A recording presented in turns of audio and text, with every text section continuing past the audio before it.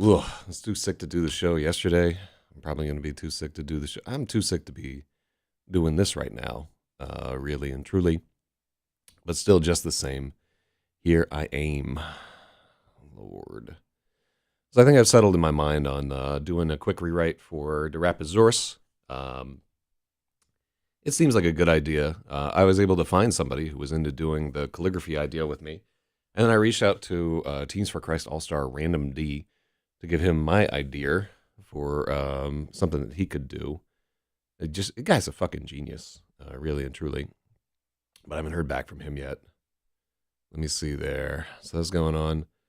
But yeah, I was like essentially like I went to a very good friend and was like, hey, I got this idea, and they were like, I'd do it.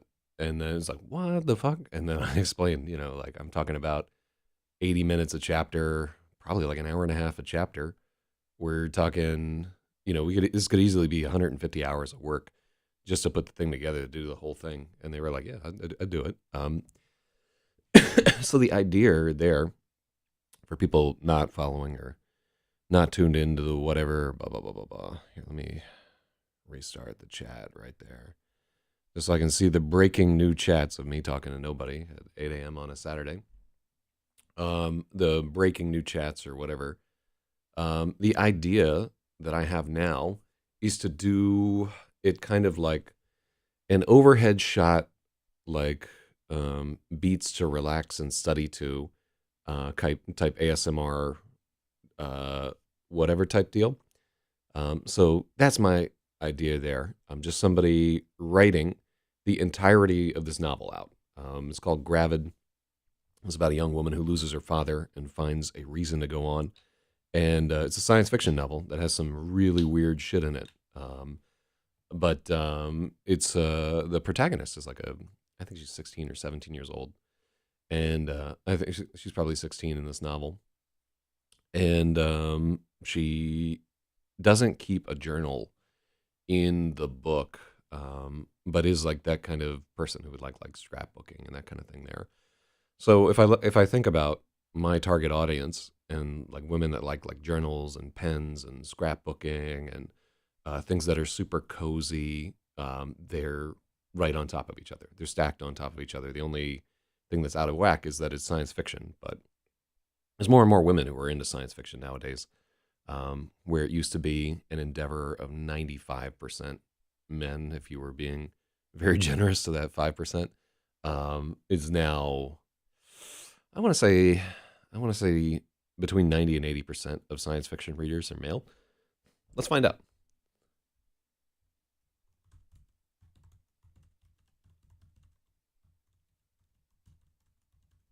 And that's just my 57% male.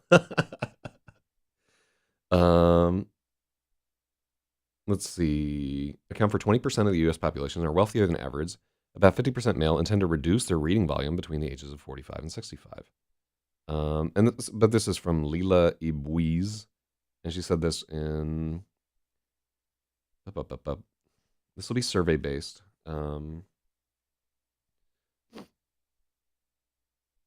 Speculative fiction fans consume high volumes of books, TV, and films which authors consider cognitively beneficial.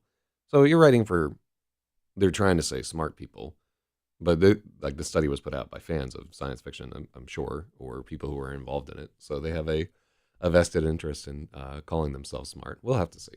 All right, let me see.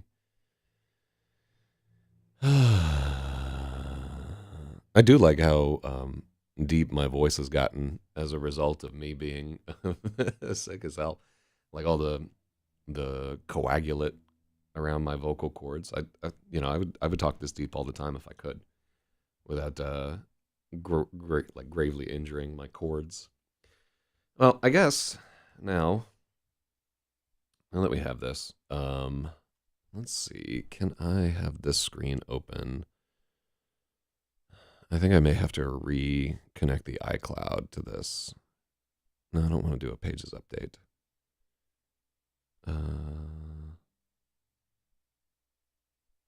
Yeah, I think this is the master edit chart that I want. Okay, cool. So why don't I just fucking shrink this? Oh no, not embiggenate it. Let me shrink it down. and then I'll make the chat like half the pane, and then we'll shrank that so that I can just refer to it as I'm going along chapter by chapter. Oh my God, that's so small. Okay, well, I really only need to keep that in mind a little bit, and then I can go back to here, and I can pop out the Restream chat. Well, theoretically, I can pop out the Restream chat. All right, that's good. Now I can see the chat and potentially go on this. All right, so what is today? Today is your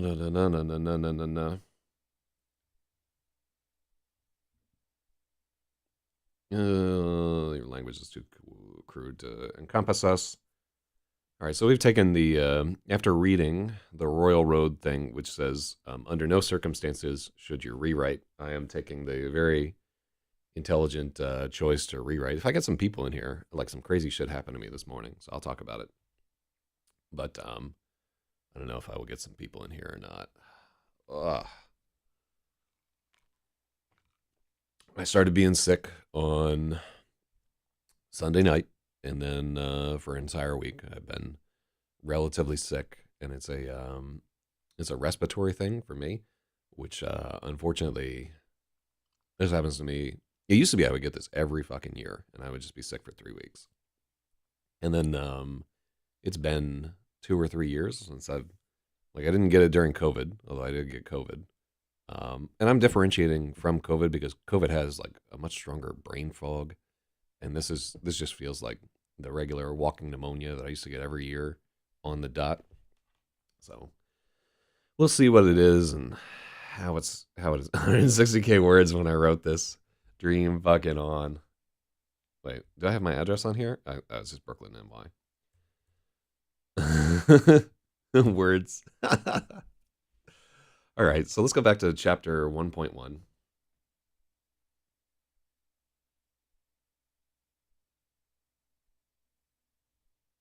All right, so here we're going a little.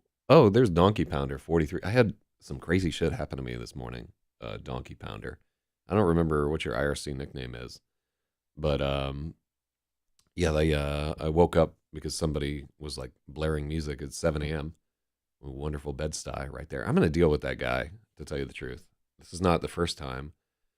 So now I have a few options to deal with the person that's playing their music way too loud. So numero uno, I think I'm just gonna get up on the roof and like once they were doing this at like 4 a.m. and it was loud enough that I was having trouble sleeping. And I have earplugs and stuff, so you got to be really loud for it to be a problem for me. So I thought about getting on my roof and just throwing a gallon of milk, because I could probably throw a gallon of milk into their yard from where I am. Like they're that close. I thought about just doing that in the dead of the night and throwing a gallon of milk down there and just having it explode all over their shit, right? And their parties are like 4 people, but the music is so loud, right? There's just like 4 people milling around at 4 in the morning, and they've got their speakers cranked as loud as they will go. It's not good music either. It's like shitty R&B. So I thought it would be like fucking hilarious to just throw that jug of milk. And I even went out to a bodega and had to walk around for a bit to find one that had milk. So I have this gallon of milk, and I'm up on my roof with it, and I'm like, if that hits somebody in the head, they're gonna get really badly hurt. And I was like, fuck. And I'm like, I can't see well enough to know that I'm not gonna hit somebody with it. And just ultimately, I pussied out because I didn't want to like break somebody's fucking neck by throwing a gallon jug of milk into their yard. And but they really are deserving of it. And so then I came up with an idea that the next time it happened, what I needed was like water balloons full of milk or something that is just impossible to fucking clean. And so that's let's see. Wait, I used to have neighbors years ago. Their speakers were using Bluetooth Low Energy because it was new and fancy. It was trivially easy to hijack their speakers. And guess what happened next? I hope it was just porno. Really annoying porno, like that lemon stealing whore one or whatever, and you just had it blaring through their speakers the whole time. So yeah, like if this happens again at night, I'm gonna hit them with water balloons full of maple syrup. I think that, or I guess maple syrup balloons full of maple syrup. I think that would be a huge fucking problem for them to clean up. And I don't think anybody's going to get hurt by getting hit by a maple syrup filled balloon. I might do vegetable oil too, because that'd be even more of a pain in the ass to clean up. I might do a mix of vegetable oil and fucking maple syrup just for this one. So, reminder at the end of this thing, I have to get water balloons to deal with these people.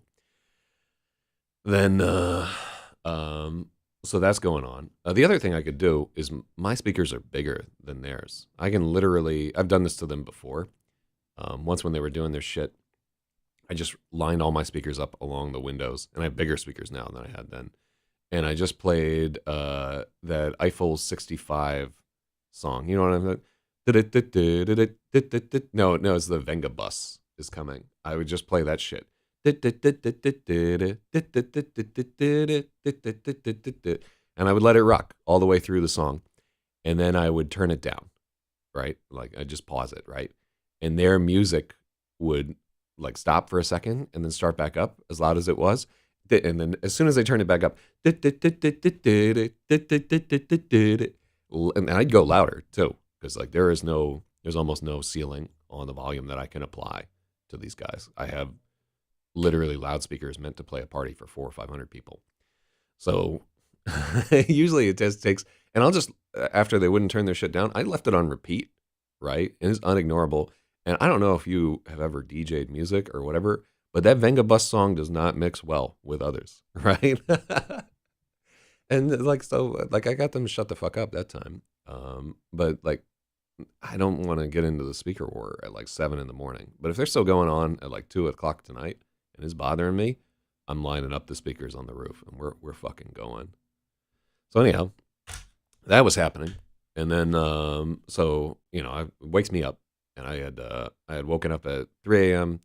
and then I dicked around on the computer for like 2 hours, watching the closing arguments in the Matt Mathau or whatever, Matthew Moore, or the guy that supposedly arranged the suicide of his wife. I think it was in Ohio. So I watched those closing arguments, and the state, it was really like a big deal 8 months or so ago, because he got off, like, right, he was acquitted, and the state's case was so flawed. I and other people can't imagine why they brought it to it. Yeah, it was a really interesting case, because like I still have very much like there are indications that this guy did this, right? But the state provided no evidence linking him with the actual murder, and all they had was like circumstantial murder. Like, who else would have murdered her if not him? And it doesn't fucking add up. And his attorney was really, really good. It was just this one woman with like dark hair. The state had 4 prosecutors, and it was just her and her assistant, and she fucking mopped the floor with them. Right? She was animated. She tried like some slimy shit too, which is part of why I think potentially, yeah, she was willing to pull some tricks on the jury, and she got caught in one of them on the first day, whatever. I forget what her name is, but yeah, it was a really good trial. Not a good trial to watch, like the Brooks trial or whatever, but a fascinating trial to like take in some like the opening arguments and listen to some of the testimony. But the problem is that like expert testimony, which this one hinged on, is super fucking boring. And it's very, very seldom that it will be like a worthwhile watch. Oh, the Brooks trial was my favorite. I've seen the whole fucking trial like 4 times now, and I keep rewatching and finding new stuff in it. I'll just be playing video games on one screen, and I'll have the good old Brooks trial on the other. I literally think his punishment should just be that he is on trial forever. Like they keep retrying the case and forcing him to be his own attorney, and they just keep adding more charges and trying different stuff. I really just think that should be somebody's full-time job to try this guy, and it's just televised all over the world. That's how good that trial was. So anyhow, yeah, I woke up doing that, got like another hour of sleep, and then oh, you're from My God or whatever? Oh yeah, it was a great trial. I fucking loved it. Grounds. Yeah, where he had about 5 different ways that he said tacit, And finally, JSM. I don't know JSM, um, but yeah, are you on IRC regularly on the other show? I don't know what's going on. I don't know a lot of the My God people. The only one I could name is Chrono, but Chrono is one of the best ones to name. Yeah, he's a fucking real one. Uh, See, I got like an hour of fucking sleep, and I'll talk about this on the show later. But so what I do every morning is I like take iced coffee and go for a walk around the neighborhood to like clear my head before I write to put myself in the like break out of the thoughts at home and try to um just imagine some cool stuff to write about or whatever. So then I'm walking around and I just rounding around my block thinking of things to write about. Um Chrono isn't around my gut anymore, it seems. It made one member pretty bitter, which was funny though. Yeah, he's not around a lot of stuff. Chrono works something like 78 hours a week. He's a welder, and he just works and he gets fucked up and goes to casinos and rails prostitutes, and that's his life. And he's a hardworking man. He's a true American right there. So God bless him. Um, so I was anyhow walking around and taking a look at the house where they're making all this fucking noise. To so I can see whether or not a 311 report will succeed. And oh yeah, it doesn't really do anything. The GNA is the same thing. Like I'm the only one that does anything with the GNA at this point. Everybody just gets old. And like I was lucky enough to turn my thing into like a regular fun deal where nobody gets hurt. But yeah, like troublemaking is a young man's game. So as I'm walking around the fucking neighborhood this morning, I hear this guy like yelling across the street, like, "Yeah, that's why you fucking following me, right, white bitch?" And I like look over, and there's this little Chinese lady walking her dog, right? And I'm like, "Where's the white bitch at? Is he talking to me? What the fuck is going on?" And we're like all kind of walking in the same direction up this block, and I like walk a little, and the guy's continuing to hurl this racist abuse at this lady who's not even white. So I walk up to her. I'm like, "Hey, do you know this guy?" And she's like, "No, I've never seen this motherfucker before." Um, and then so yeah, like I yelled out at the guy. I'm like, "You better shut the fuck up." And he like looks at me like, how dare you call me on my like randomly yelling at women on the street that don't know me?" And like I'm just staring at him. He's across the street, and I'm just staring at this motherfucker. And he does the like, and I'm like, "Yeah, I'm looking at you." And it got real terse for a second there. And then there was like a whole block where all three of us are kind of walking in the same direction. And I'm just eyeballing this dude like um he doesn't know it, but in my mind I'm thinking I'm so fucking sick. Don't come across the street. I'm not ready for a knife fight in the morning. Yeah, I would say that he was probably schizophrenic, like paranoid schizophrenic. Just believed that the woman was following her, and like probably hearing voices and shit like that. My expert diagnosis there. So anyhow, I just kept going, walking along, and finally he just fucking skedaddled. He wasn't ready for dealing with old ZYZ there. And the lady said thank you, and then she just turned the corner to get away from him, and then I walked on home. But yeah, I was able to do a good deed for the day in yelling at a crazy homeless man. So wait, so they did a spam bot for Scribble.io, which was extremely powerful that could kick an entire lobby and then move on to the next. Oh, that's dope. Yeah, I hope like a lot of people. Well, the problem with like a spam bot that just kicks everybody is you don't get to see them being mad. So, well, that's kind of cool. I do like when people are just creating stuff to cause mischief for no. It's harmless, but ultimately also hilarious. No, we got to see them mad. Oh, nice.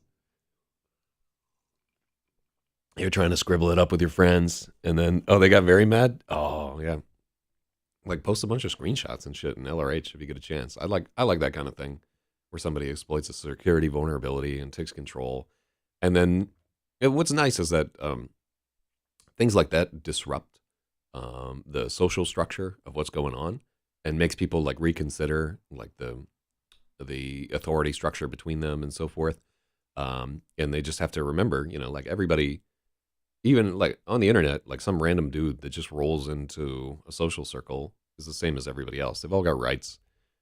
They're all, everybody's about the same but people build like hierarchies in their mind, and I'm guilty of it too. Like I've built like my cozy little fucking nest, and so people build up this hierarchy, and they become blind to the fact that they're just everybody's just another idiot on a computer. The game had Google Catchpa. It wasn't implemented properly server side. You could pass "fuck you" as a Catchpa token, but it would still work. It's actually a pain in the ass to implement Google shit server side. So, LOL. I'm happy to hear that people are still getting in trouble and so forth. I was talking to, I had an idea. I thought it'd be cool to make a shirt that was nothing but QR codes that went to different shock sites, right? And then I like looking into it, I realized that like all the shock sites are gone. Like Goatse is now goatse.ru, like Tubgirl, Lemon Party, etc. None of them are there anymore because everybody's afraid of minors on the internet and going to jail and shit like that. I don't even know the legality of wearing a shirt that is nothing but QR codes that link to abhorrent pornography, but I think it would be cool to make that shirt. And it just goes to like a domain where just all the shock shit is just nested there. I tried to buy shock.site, but the fucking registrar wanted like $300 for shock.site.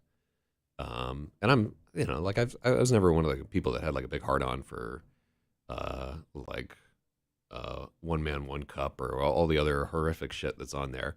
I thought people's reactions were funny, but I find it like about as gross as everybody else.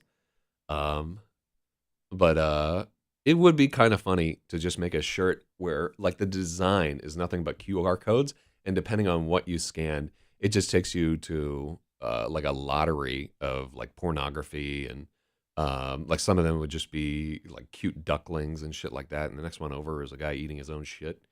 To me, that's funny. Somebody just scans you with their phone, like, oh, what the fuck? It's like, why you scanning me, fool? Um, by the way you receive the rage messages, if we had to send a message to a Discord webhook, if it matched a certain criteria, that's interesting. What were the criteria? Did it have to have like all caps? Or like if you have more than 2 exclamation points, you pass it on? Like, here's what I would do. I would filter for curse words and send those in. Anything that's in all caps, right? Anything that has a certain set of slurs, it would score from 1 to 10. See, y'all are putting some work in there. Like an intelligent, you were getting such a volume of rage messages that you had to sift them to get to the gold of people being upset. That's fucking crazy right there. All right. I did most of the development on it. Yeah, why aren't you hanging out in LRH? I'm all the time coming up with harebrained ideas for ways to fuck with people.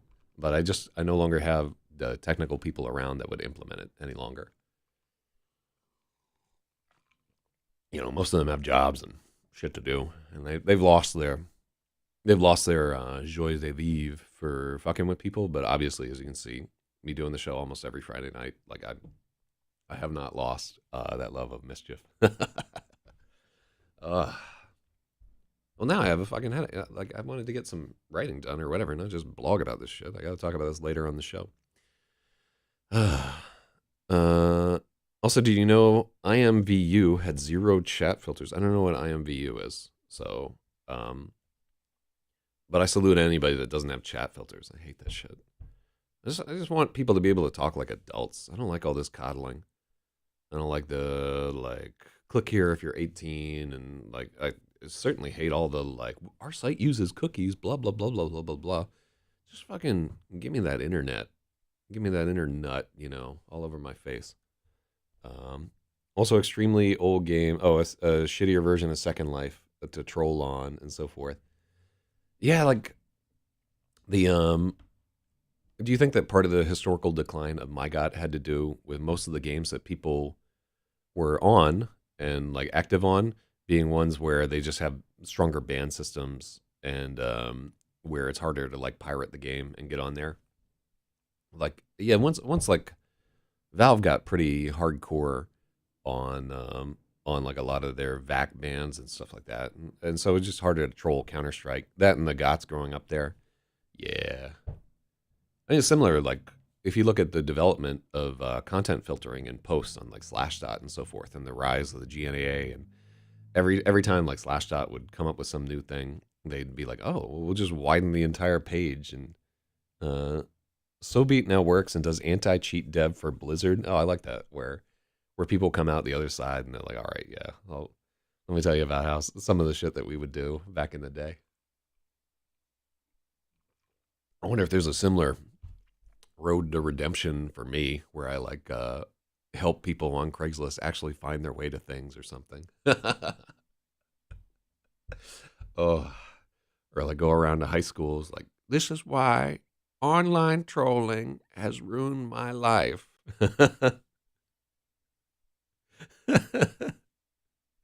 Yeah, I mean, yeah, the same way that all these security researchers are, just they're skids for the most part. They just that's how it is. It's fascinating to see the circle of life. All right, well, now I'm completely out of the real estate mindset. I would almost have to quit and start over to get back into this. Now all I'm thinking about is nerd shit. But I'm still happy to hear it. Ugh.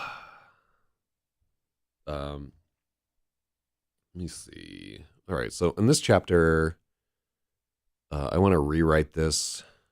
Let's do this here, right? Let's not fuck around with chapter 1. And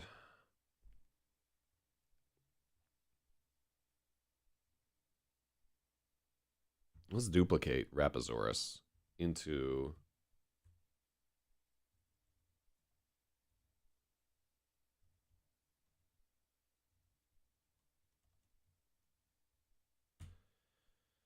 let's go to a new file for Rapasaurus. Let's do Rapasaurus rewrite 2. All right, let's save Rapasaurus and let's close it out. Right? So Rapasaurus rewrite 2. I'm going to move. Oh, no, don't do that. Do this. Come on, fucking Apple. It's like blobbing all over the screen and so forth for me. All right, better. Okay. And let's start leaving chapter by chapter comments here and start dealing with all the comments that I have. All right, so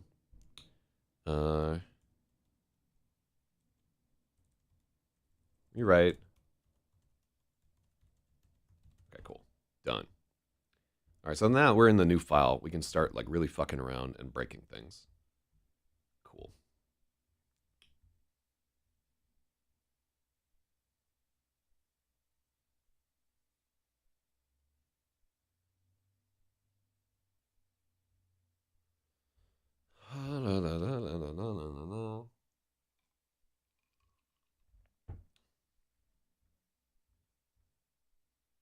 Yes, it is Rigel's POV. Thank you. I'm so dumb sometimes. Command enter, and then 1, 2, 3, and then as we're doing the chapters,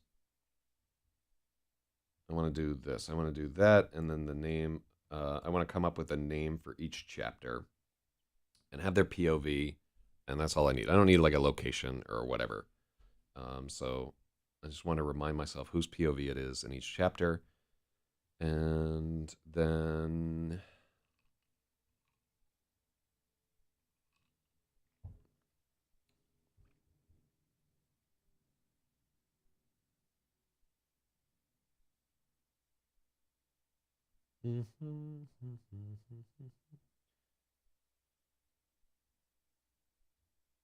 all right, so what in this chapter is going to pop up?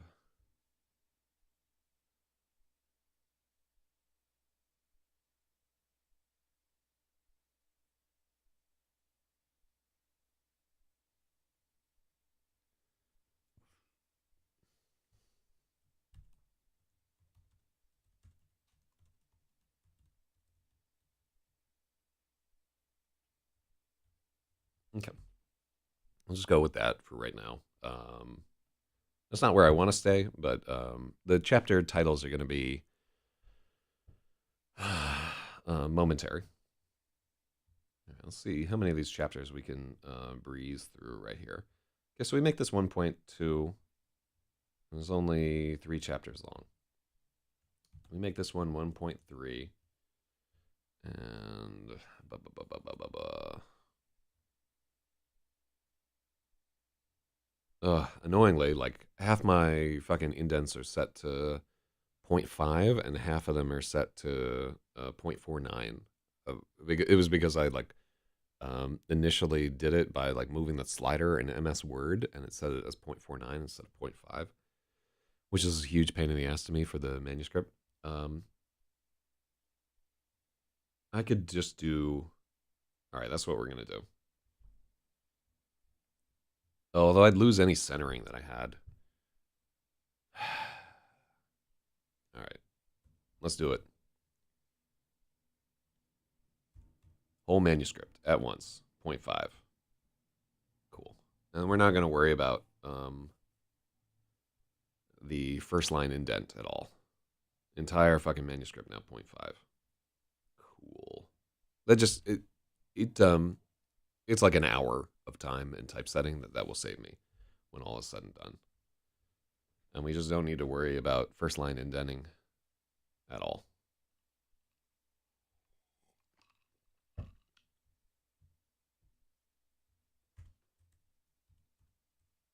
Okay. And then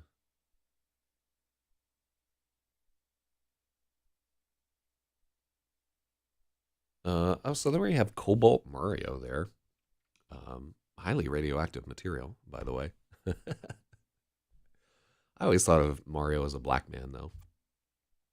Let me see there. This whole thing is about screwing too. Yeah, so Cobalt Mario, we're working on a rewrite of a story to make it more appropriate for serialization on Royal Road, um, which is like the premier site for I guess lit RPG type stuff. This is not a lit RPG. It's classical fantasy.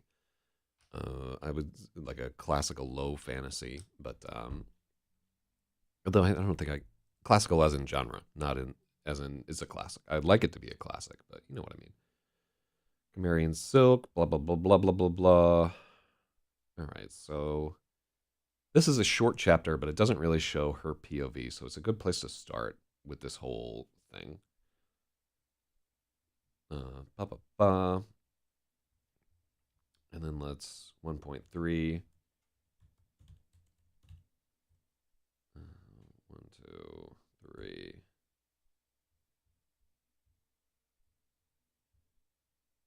1, 2, 3. Cool.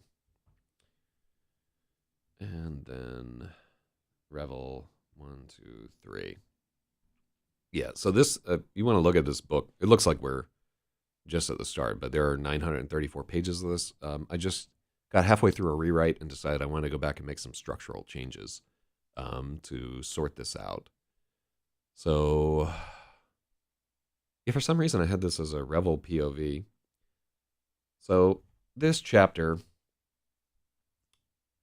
let's just do like our initial pass here and see what we can get away with and do like our structural thing. And then when I'm feeling stronger, we can do this. All right, so 1.2.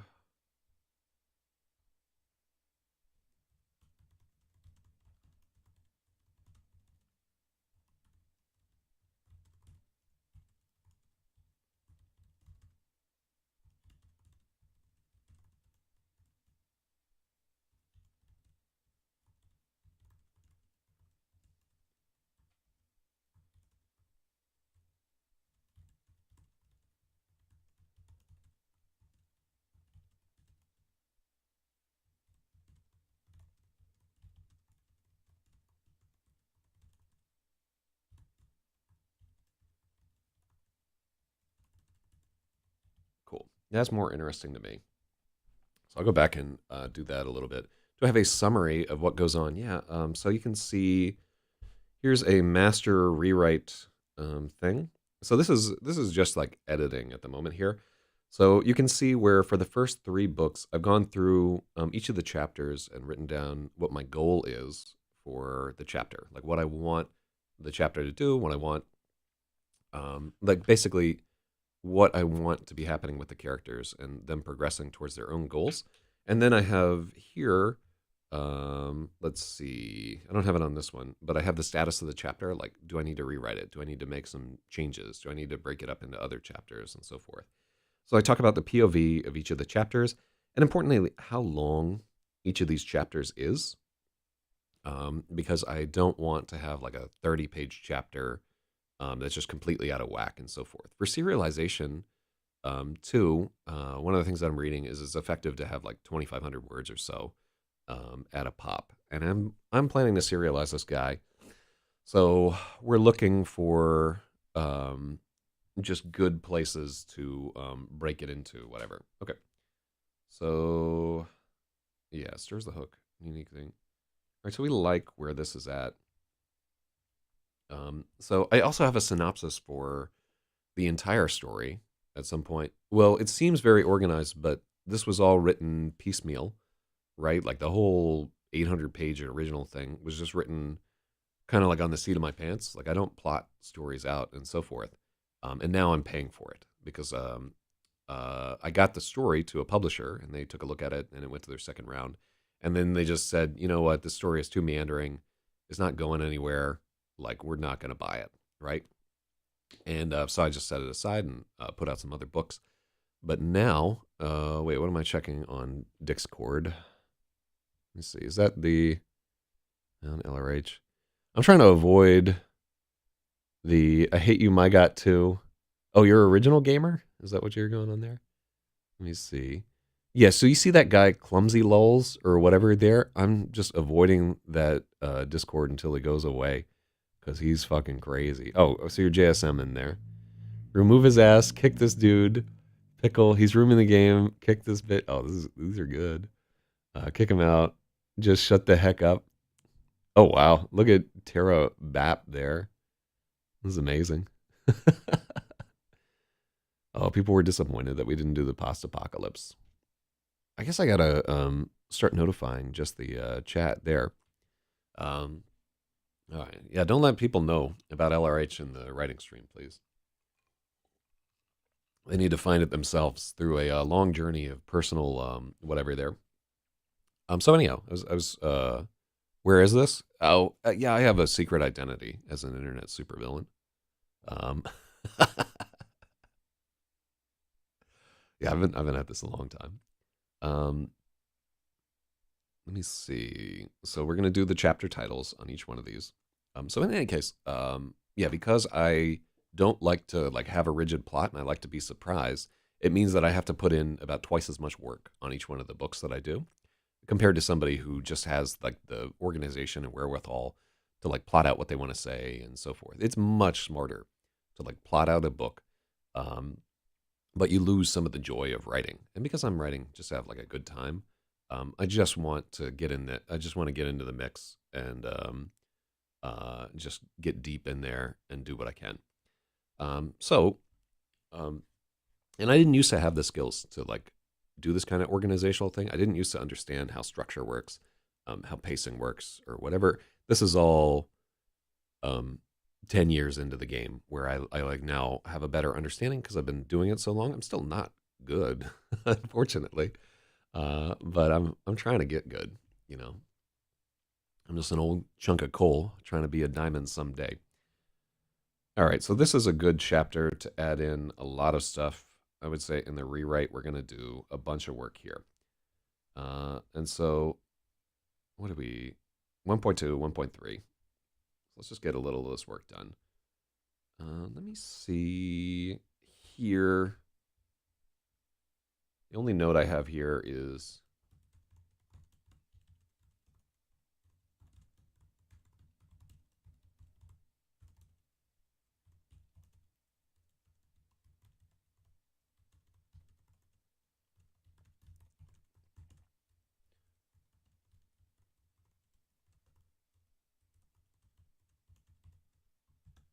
this seems impressive to somebody like you. Music sites were useful the other day.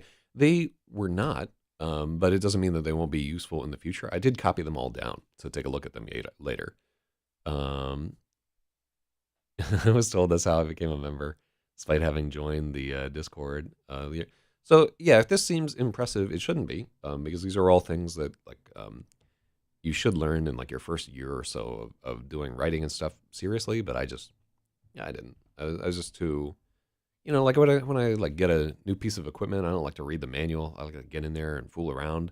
But you can spend like 10 years easily just fucking around because writing is so hard to learn. Um, so and the other part of it too is there's a lot of pride there. Like I want to tell my story my way. I don't want to follow your fucking, I don't want to paint by numbers and so forth. And you do, doing your thing your own way. You do make some things that nobody else would make, right? Nobody's going to do it because they're smarter than that. So there is some value to stupidity. All right, I'm going to do chapter titles at the end of this whole thing. So this is really good here, and then we can take that out to hurt. All right, so let's take a look at 1.4 is a Rigel chapter. What did I do with chapter 1.4?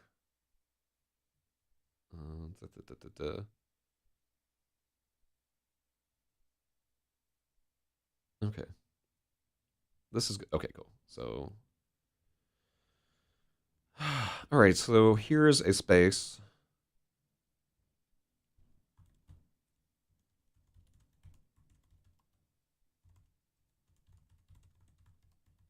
I'm just getting into writing and want to get better at stuff like pacing. Well, that's really cool. What do you want to ultimately write about? Do you have like a genre that you prefer, or a form? Do you like short stories, or do you want to eventually write novels? Yeah, that's something I'm deeply interested in. So, and I have a lot of advice that I never took when I was just getting into writing. But I also had a lot of good advice that I did take that meant a lot to me. That is the reason why I'm still doing this. Okay, so cool. We're going to add in. I'm just leaving myself instructions for what to do here as I'm going through this. Fetid canals, choked with refuse. I like it.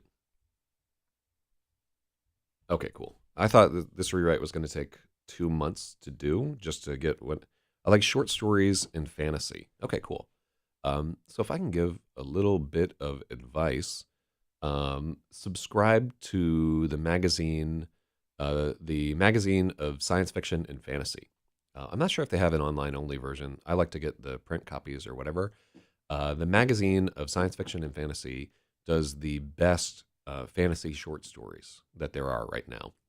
They tend more towards historical fiction because that's what the editors are into there. But definitely start reading that magazine, and if you want to get recognition within the fantasy short story, whatever, start thinking about writing a story that you can get into the magazine of science fiction and fantasy. Take a good look at their submission guidelines, and as you're writing stuff, try to write stuff that fits within those parameters. I think they'll take things that are pretty long. They'll take. I just submitted a story to them that was like 16,000 words.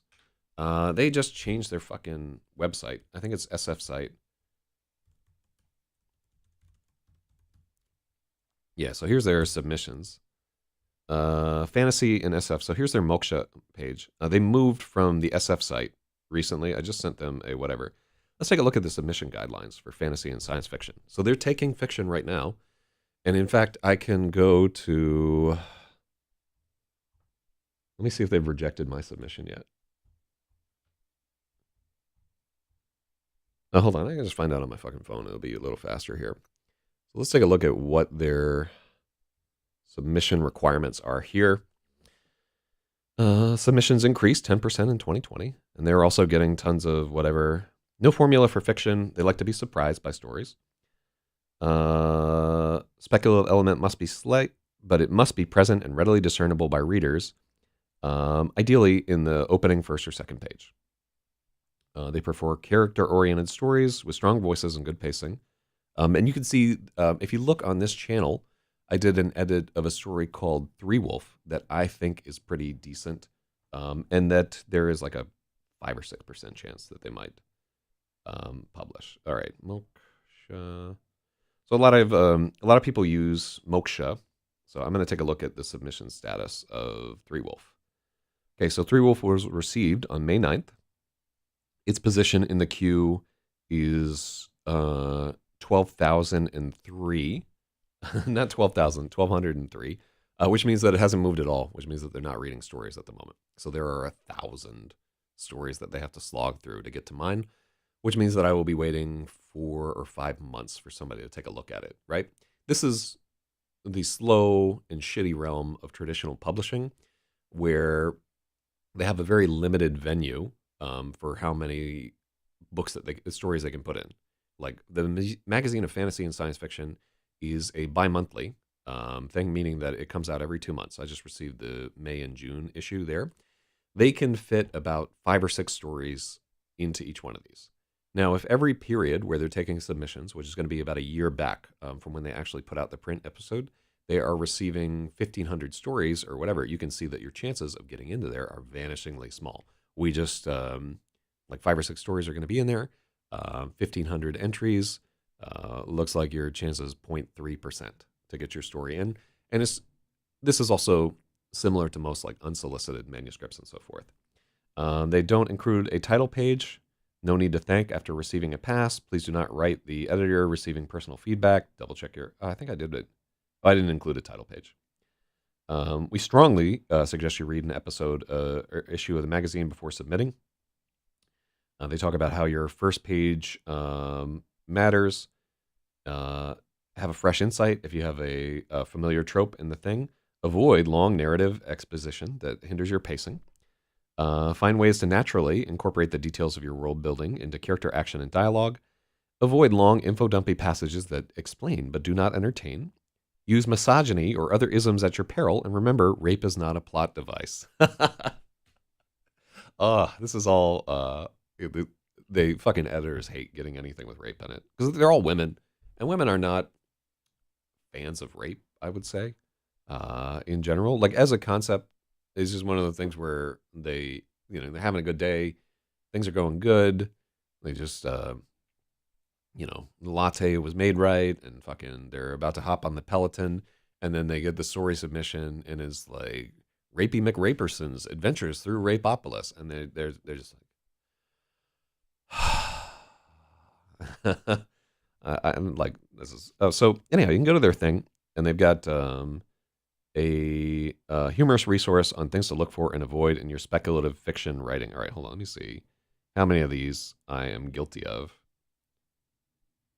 How long does this go for? Brenda Starr dialogue. Long sections of talk with no physical background or description of the characters. Nope. Burly detective syndrome.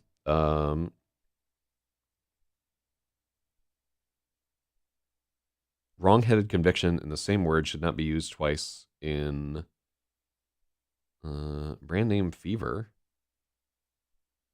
Calling a rabbit a smearp, which is about basically... Okay, so they're just going through like some of the things that people fuck up initially, which is just renaming animals to be something slightly different, but it's got a different name. The other one, that one's no good.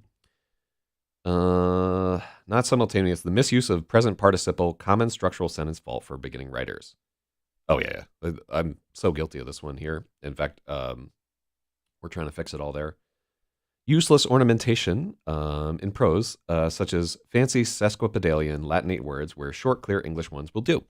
I'm so guilty of this in every page of everything I do. Push-button words, bogus lyricism such as star, dance, dream, song, tears, and poet. Cliches calculated to render... This is just about having shitty titles. The Star of the South, a Dream Song by Meriwether, like there. Artificial verb used to avoid the word said. He retorted, she inquired, he ejaculated in other odysseys. So this is, if you're using a verb in place of said, it has to have like a strong need for the word, and usually said will just do, and often you can come away with it. Unseemly compulsion to follow the word said. Said swiftly. Okay, I don't suffer from that. Oh, okay. So bathos, alarming change in the level of diction. Form of expositional redundancy in which the action clearly implied in the dialogue is made explicit. Let's get out of here, he said, urging her to leave. Okay, that's funny.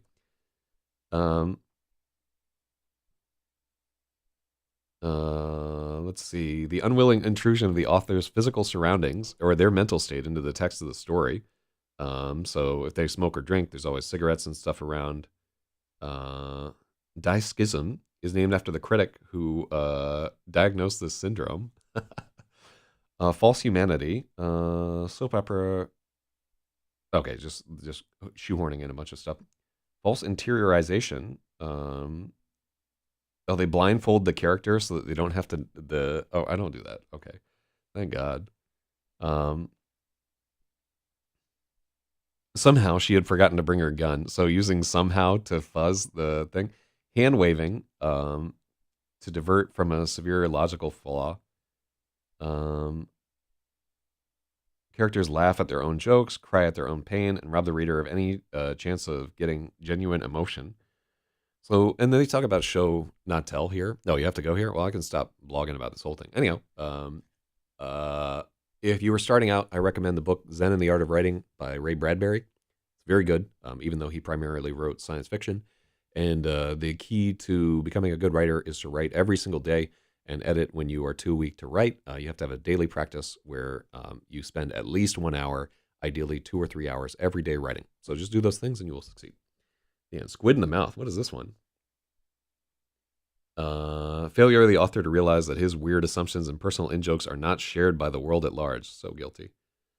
A form of dyskism where the author's subconscious, alarmed by the poor quality of the work, makes unwitting critical comments. This doesn't make sense. This is really boring. This sounds like a bad movie. Attention, Damon Knight. Oh, fucking roasted.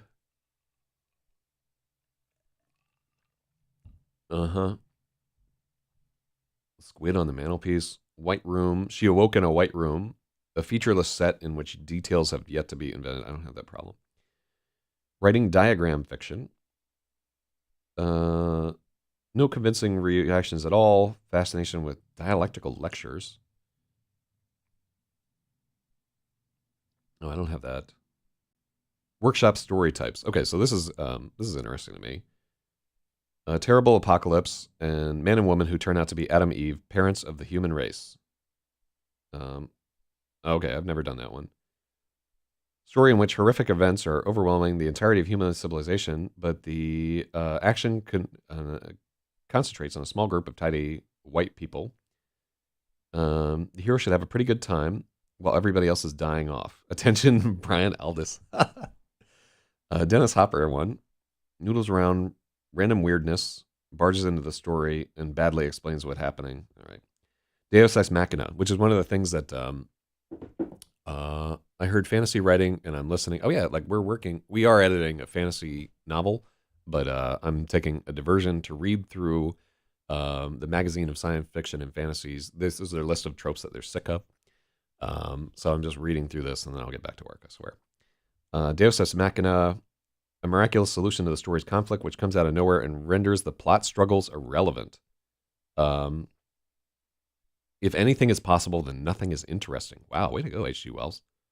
So this is one of the pieces of feedback that I received on the novel that we're editing right now, is that the efforts of like supernatural beings renders the struggles of the characters unimportant. And this is a great way to put it that I didn't fully understand. I'm glad I read through this motherfucker right here. So later in the story, we have a very powerful character, Arath the Unraveler, shows in, and he starts tearing everything apart. And it does render moot some of the things that the protagonists have done so far, even though they're mainly just trying to stay alive. So, and then ultimately, yeah, so he's a big plot point. He might get removed entirely from the story because it really just is like fucking Goku shows up and just starts annihilating everything. So, and the other part of it too is that there's another Deus Ex Machina, and one of the characters is under the continual aegis of the protection of a demigod, which is let's see. All right, that's important. Is it like I think that this paragraph is really good. Oh, let me just read this out. So Deus Ex Machina, which I'm very guilty of in this story, is a story featuring a miraculous solution to the story's conflict, which comes out of nowhere and renders the plot struggles irrelevant. H.G. Wells warned against science fiction's love for the Deus Ex Machina when he coined the famous dictum that if anything is possible, nothing is interesting. Science fiction, which specializes in making the impossible seem plausible, has always been deeply intrigued by godlike powers and the handy pocket size. Artificial intelligence, virtual realities, nanotechnology are three contemporary science fiction MacGuffins that are cheap, portable sources of limitless miracle. Boom. Yeah, thanks for tuning in, Cobalt Mario. Good luck in your plumbing efforts. Let me see. What if we all lived in a jar of Tang? Let me see. All right. The just like fallacy. I don't have that issue. Story overwhelmed by the inclusion of any and every new idea that occurs to the author in the process of writing it. Attributed to Damon Knight. All right. Motherhood Statement. Science fiction story which posits some profoundly unsettling threat to the human condition, explores the implications briefly, then hastily retreats to affirm the conventional social and humanistic pieties, apple pie and motherhood. Greg Egan once stated that the truly effective science fiction was to deliberately burn the motherhood statement, which is kind of interesting. I just finished Children of Time yesterday, which has a little bit to do with that. Initially, it seems like it's going to, and I will tell you that this is the weakest part of Children of Time. Essentially, the author, like, oh, why are we so warlike? And all that human condition that has us fighting each other like implausibly forever. And he attempts to remedy it. Like, so he tries to take this advice in the end of his story, and it's ultimately, I would say, the ending of Children of Time is the least satisfying part of the book. I know that there are subsequent books in it, but it's no Ender's Game. Let's say it that way. And there are crazy similarities between Children of Time and Ender's Game in some ways. Poor Me story.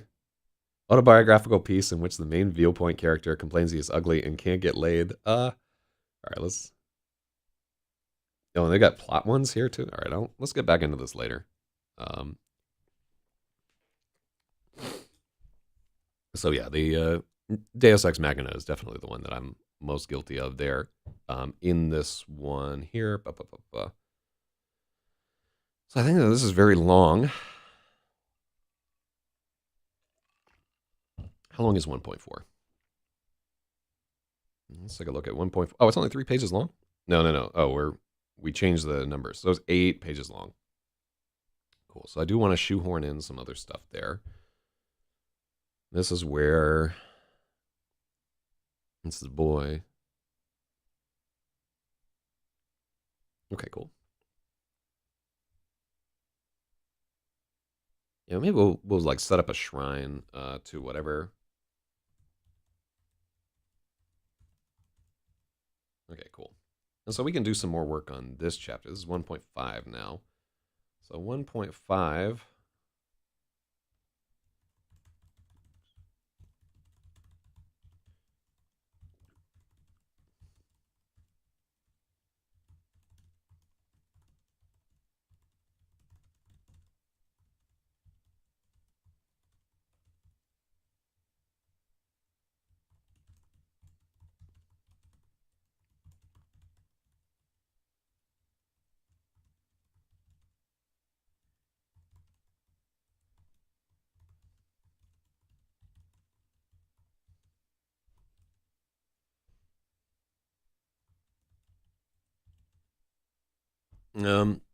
Yeah. Like, I wonder what Arath would do to her, even.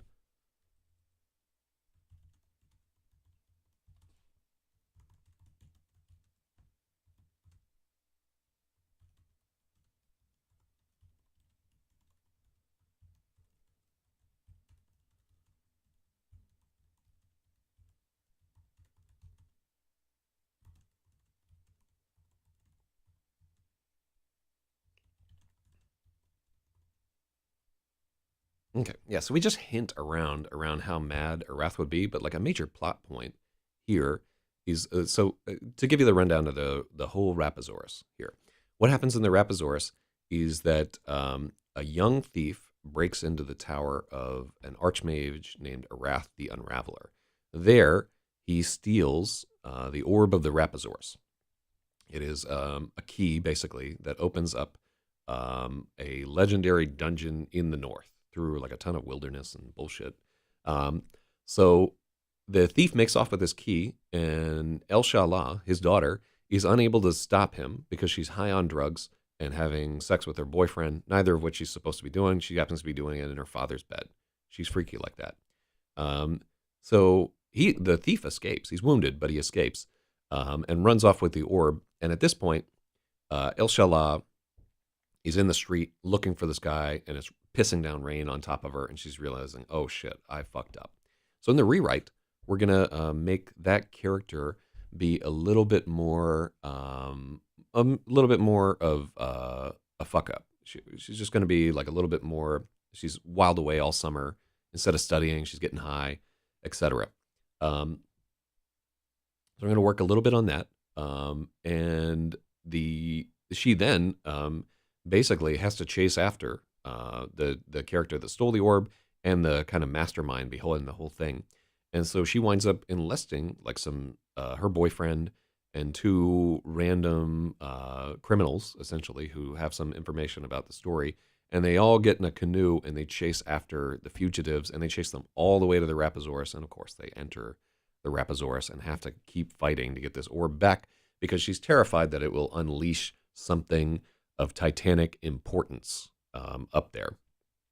Like, I don't know, unleash like a giant monster or blow up the world, or she has no idea at this point. So this is the point where we need to specify what the stakes are.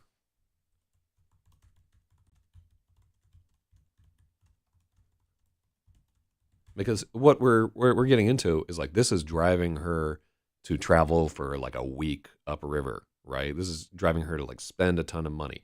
This is a strong enough motivation that she's willing to enter an ancient dungeon, knowing that she's like an apprentice at this point. Unleashing tentacles are a trope requirement. There are no tentacles. Actually, there are tentacles in the Rapasaurus. They fight against a kraken called Nilacombe, who is very tentacular. And in fact, her boyfriend is one of the first victims to getting greased up by Nilacombe there. The Nilacombe doesn't fuck anybody in the story. I don't want to lead you astray. But yeah, of course, there are tentacles in this thing. Oh, man, I hope Three Wolf gets picked up. That would make my fucking year if Three Wolves gets picked up. I did sell a story last year that will be in print in 2024, but only one. Like, imagine if I was trying to make a living writing like that.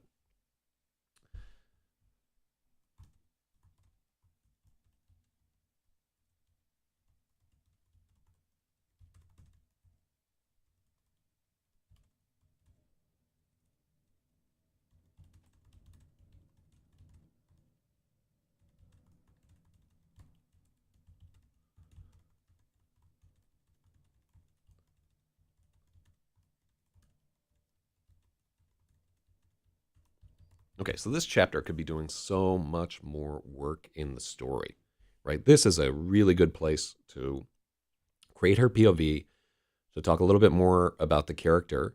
And right now, this chapter is just like 2 or 3 pages of them like searching in the rain and getting mad at each other and getting into an argument. And there's like a funny ending to it there. That's where I fix some of my motivation problems in the story. It's a great spot for it. All right, so this is 1.6. The other thing is that it breaks up a sort of a torrent of repetition between these two characters. So let's go here. So 1.6, 1.5 is here. We said that this chapter was good. Everything in book 1 is going to be like a pivotal plot point that I want to like deeply examine. All right, so 1.6. Hold on, I don't need my serialization plan open at the moment. I think it's a good plan, but let's just focus on what we have in front of us here. And also, at some point, a friend will ping me to get pancakes, and I want to eat pancakes because I'm very sad. All right, so 1.6 is a Rigel chapter. I don't think we have to make any huge changes to this chapter. Oh yeah, this gives a lot of Rigel's motivation. Let's see, and it also dehumanizes fish to a large extent. So that's something to keep in mind. Let's see. All right, now I can blow those back up to the right size since we're just going to be going back and forth.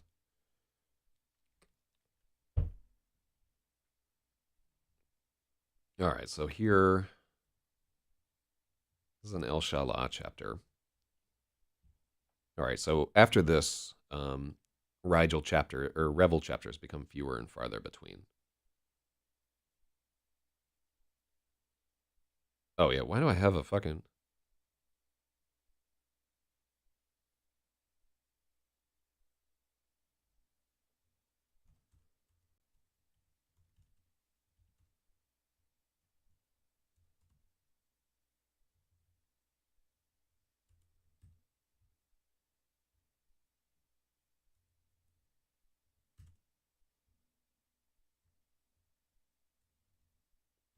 All right.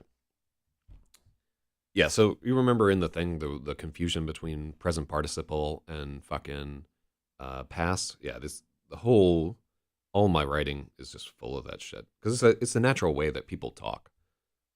We're not usually consistent. Okay, so this chapter is an info dump. Let me look at what we're trying to do with this chapter.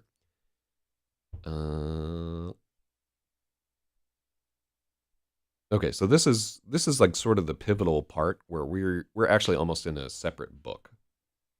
So 1.6 is where our serialization would break a little bit. This is where we would stop offering the free stuff. Okay, so in terms of our rewrite,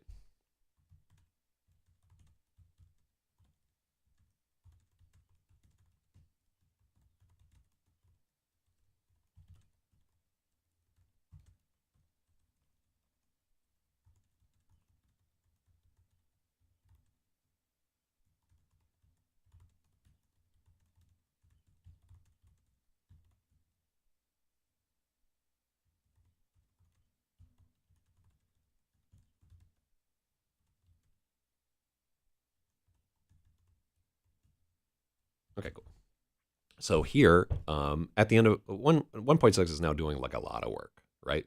We want this chapter to be the spot where they're setting off on this adventure, and there's a lot of wonder, like are they going to find the orb and so forth. So that has a lot to do with increasing the stakes at the chapter before, and we've added some significant stakes here, like a murder has taken place, right? That's a big fucking deal. Let me see here. What else is going on there? There we go. So a murder has taken place. El Shalah is going to be in terrible trouble. Like her whole summer of smoking weed and like railing her boyfriend is in jeopardy. Like a lot of things are about to happen that the characters would rather did not happen here. So this is good. So 1.6 is our natural spot. So the story will be free up until 1.6. And then if you want more, you got to pay. Or you got to subscribe or, I don't know, do something. You know, like I'm just going to post it on my site fucking for free, the entire thing. So she has a little bit there.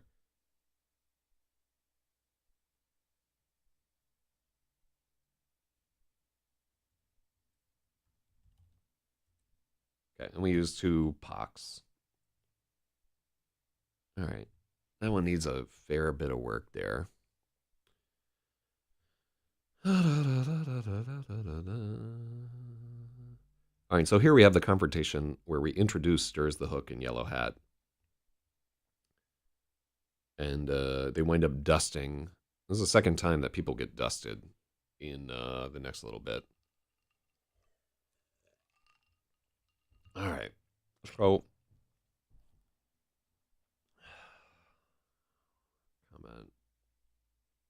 I don't think I really need to change anything here. I think this is one of my favorite parts of the story. Cool. So, yeah, we just need that. 1 point. Oh, and we also need to change the numbering on these so that we're right. All right. Let me see. Well, that's 1.6, but I bet the one before is also 1.6.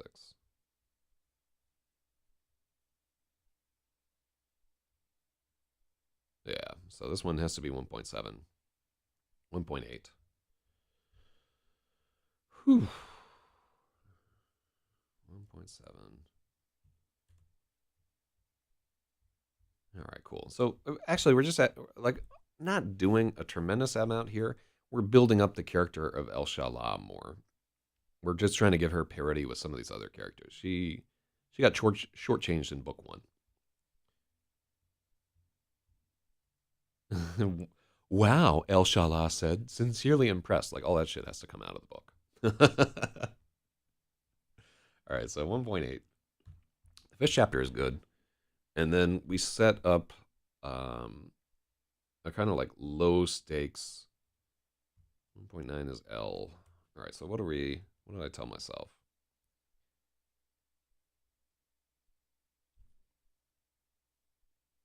All right, so we're rewriting here. Let's just take this whole cloth.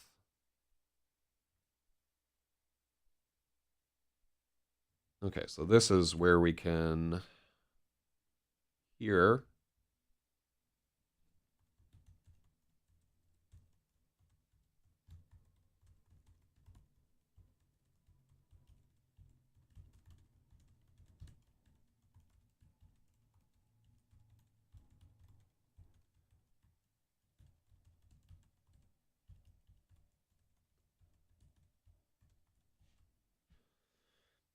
Okay, I like that a lot better.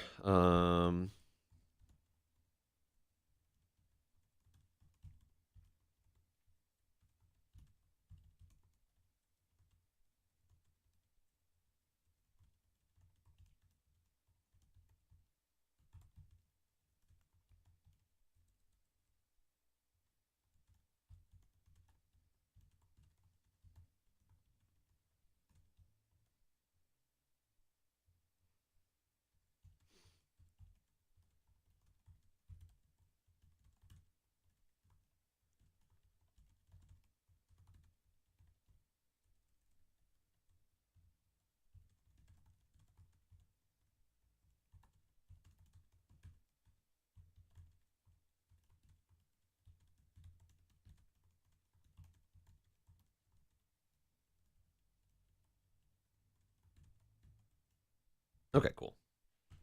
I like that quite a bit. So here, later on, all the way in book three, actually at the end of book three, this party is going to split up, and we don't have a strong motivation for that party to split up. And really, it's just so that I can like test each of them with different challenges and like have a glorious reunion towards the end where they all get into a climactic battle and so forth.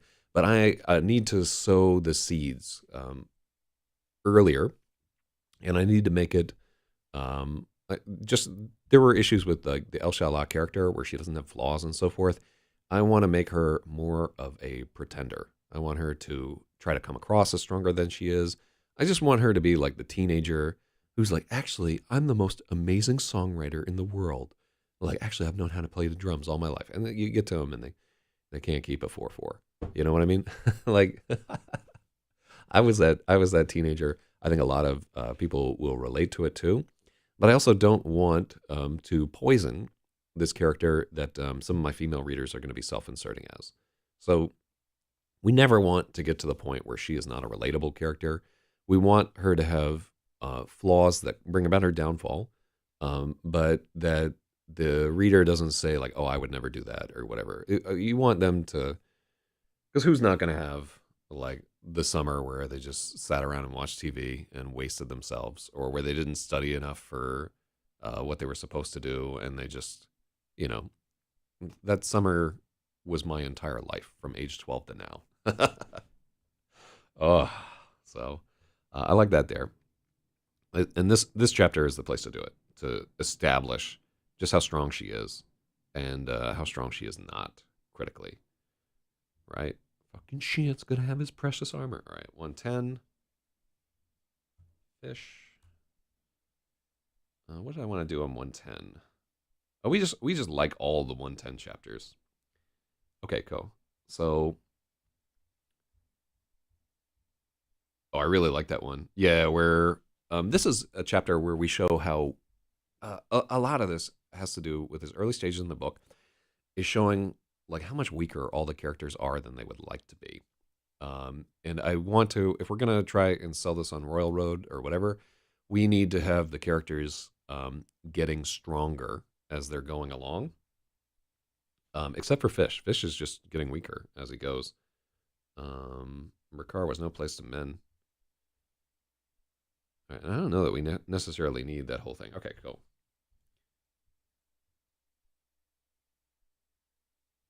All right, so this is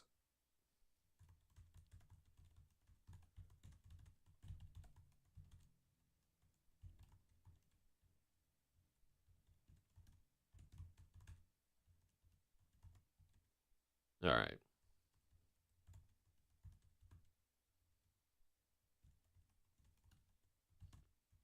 All right, so this is Yellow Hat. Keep it consistent in terms of verbiage and style. Set up.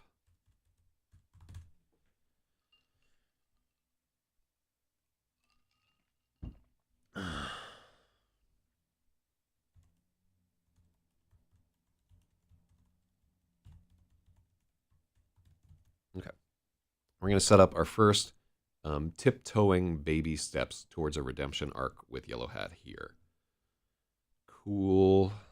It's only 73 pages in, but it's so important. Like the first 100 pages of the book, I want to say are like almost ubiquitously like the shittiest part of any fantasy novel. They really take their time getting going.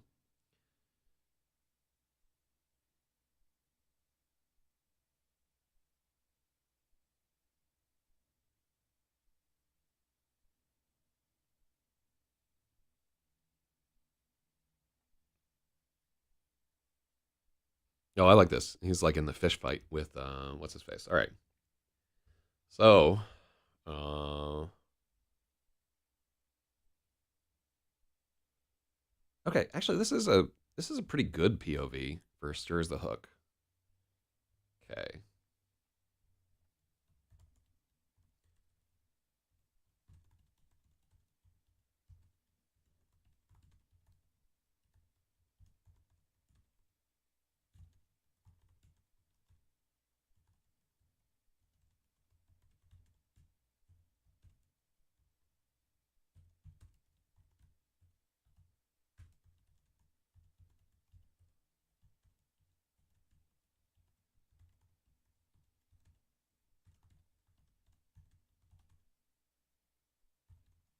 Cool. All right, so we introduced the Stirs POV there, but I think it's only like 2 chapters here. Oh no, he gets 3 pages to introduce his POV. All right, I can work within that. Okay, and then 1.13. Oh, I like the mirrored. I like the mirrored chatting between the two. So quite short. No, it's 3 pages long. It's fine. Chapter is probably too short to be an effective first use of his POV. Stubborn, superstitious, ignorant, convinced. I like that I'm using skeptical and superstitious interchangeably. Oh, and we want to avoid turning into the, "I'm not here to make friends" commentary on a self-interested character. Okay, that one's probably okay. The split POV in chapter 1.13, which is now 1.13, has to go. Let's see.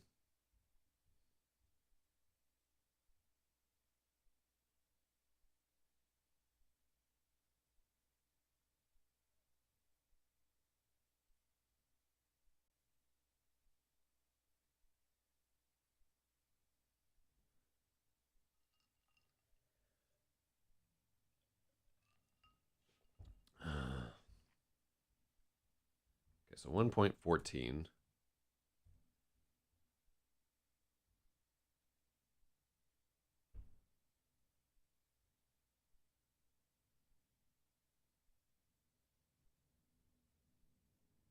No, it's very short. Oh, I want to get rid of the split POV real bad. All right, I'll have a one fucking page chapter rather than have like a split POV. I'll do it. I'm crazy. Yeah, there's just every chapter. What do I have here? Yeah, Rigel. Yeah, cool. All right, so 1.14. Is that 1.14? Let me kick a gander. Oh, I'm feeling okay now, but like around 3 o'clock, there will be no energy left in my body whatsoever. All right, so 114, 115. Rigel, blah, blah. And this guy's on fire. Let's see if I was supposed to do anything here to him. Break this into...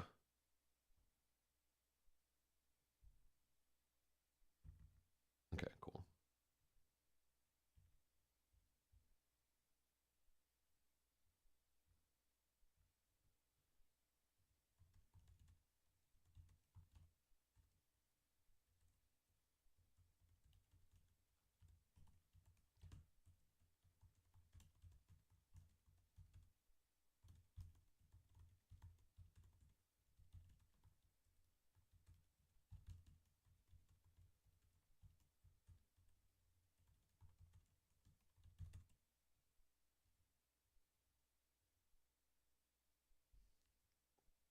Mm.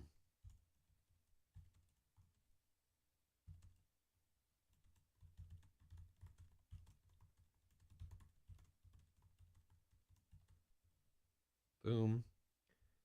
All right. Um, all right, we're gonna do that a little bit. Hopefully, as a young man, everything tasted of mud.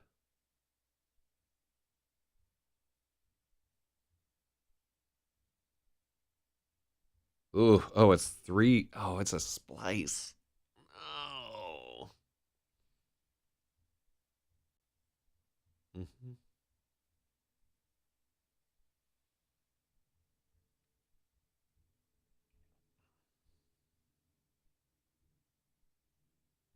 All right, then we go here. I'm just gonna split them for now, and then we'll fucking worry about it later.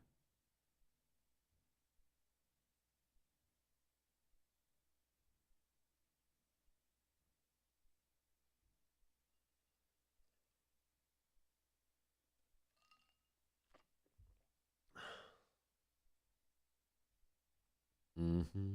Mm-hmm. These are some short ass chapters. 1.17. This is stirs. Yeah, I don't like how short those chapters are. I can see why I had the initial problem. I may just use some time to like pad things out a little bit and add more wherewithal and what without.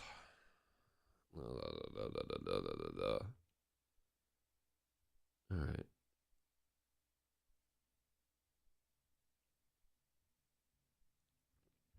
1.16, 1.17, and then 1.18.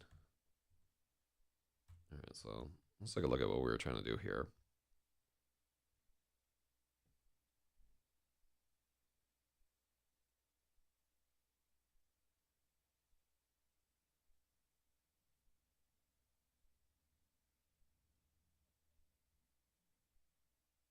Okay, cool. All right, so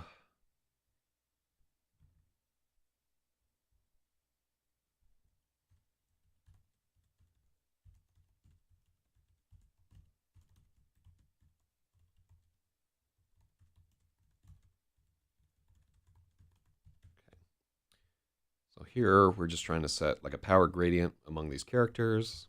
Blah blah blah blah blah blah blah. And then 1.15. This is where we start getting into the real meat of what's going on here.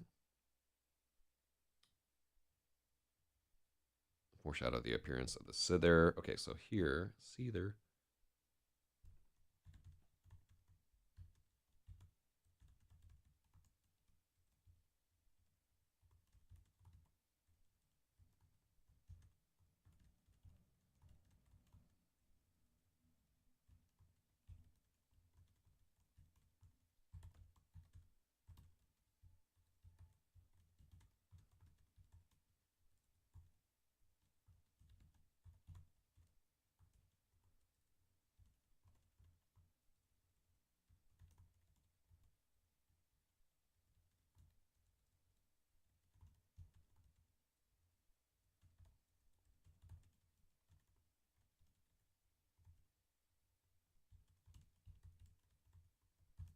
Okay, cool. And I don't want to. Oh, hold on. Let's don't.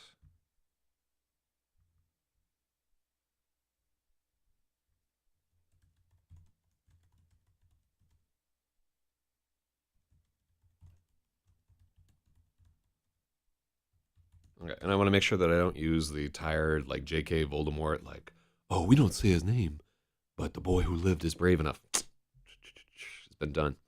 All right. I wonder how many jack off motions I make during a typical editing session. Too many. Too many. Like the jacking off itself becomes as tired and tedious as the thing it's meant to jack off to. Get into like recursive mockery. All right, there we go. Nigel. Oh, I already did this. So he knows Hadriate, he knows Tyrannomede, Kree.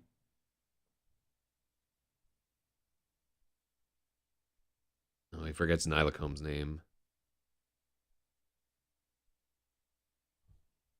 Let me see.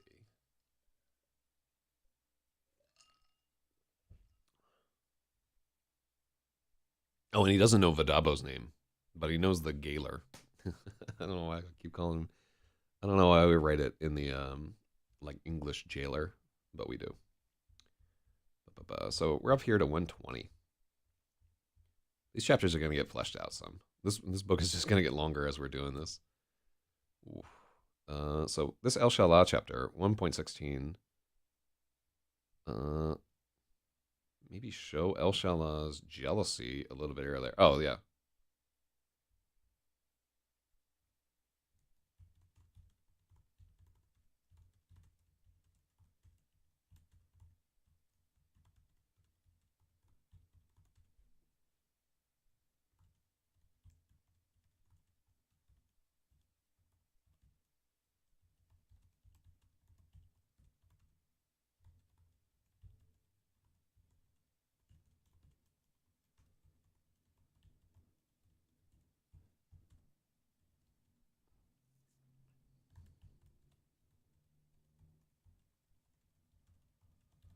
Okay, cool. So as part of like the retooling of her character, we're gonna make her like a little more insecure and add some jealousy into her thing because it's gonna be a tool that I can use later. So now we're at 121.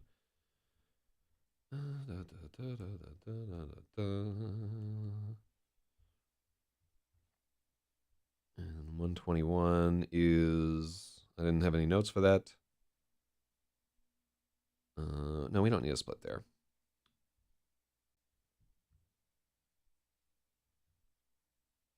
Okay. Okay. So this Rigel chapter is cool. And then oh man, I can have this whole fucking book ready to go in a week. Oh, I shouldn't have said that shit. This is from Yellow Hat's POV? What the fuck? Uh, that's weird. Yeah, it shouldn't be Hat POV. Why is it Hat's POV? Oh, it's because Hat has the experience with Rebel. All right, so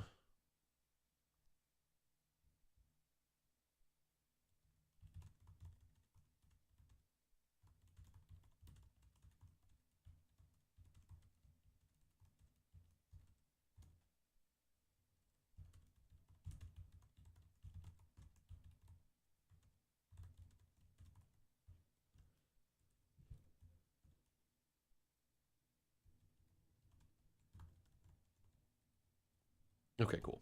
So I think I'm gonna do that. Potentially split this into two chapters with the two separate POVs because 122 is where we end book one. Oh yeah, yeah, yeah.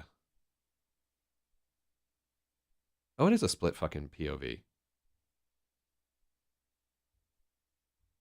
Oh no, that's why we have the Hat POV, and we have the El Shalah POV cut off because she's unconscious. Okay,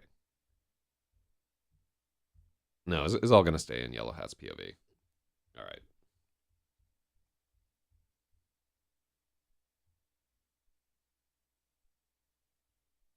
Okay. That makes more sense to me now.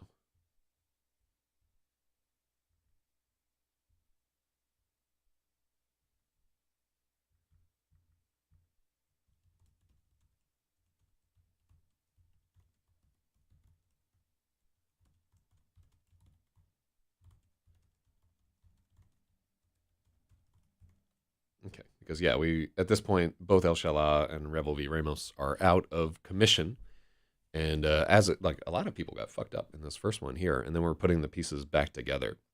So out of the five characters that six characters that showed up here, three are presumed dead, but none of them are fucking dead, which is that's it. All right. Well, this is probably as much as I can get done today. I'm sorry not to do any real writing here.